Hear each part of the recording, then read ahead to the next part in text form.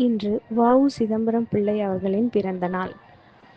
வ.உ.சி. என்று அழைக்கப்படும் வ.உ. சிதம்பரம் பிள்ளை அவர்கள் 1872ஆம் ஆண்டு செப்டம்பர் 5ஆம் தேதி தூத்துக்குடி மாவட்டத்தில் ஒட்டப்பிடாரத்தில் பிறந்தார்.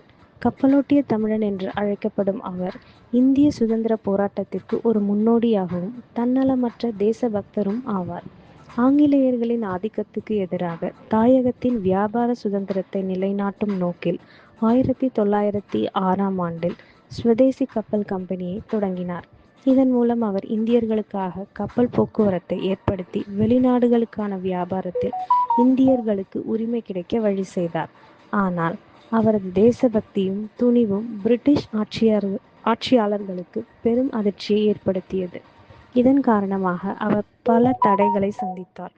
சிறையில் அடைக்கப்பட்டார், செக்கிழுத்தார், வன்முறைகளுக்கும் ஆளானார். இருந்த போதிலும் அவர் மனம் தளராமல் சுதந்திர இந்தியாவின் கனவை உயிரின் கடைசி வரையும் தாங்கி நடந்தார். வ.உ. சிதம்பரம் பிள்ளையின் தியாகமும் போராட்டமும் இன்றும் தமிழர்களின் மனதில் தேசப்பற்று விதைக்கும் ஒளியாக இருக்கிறது. நன்றி.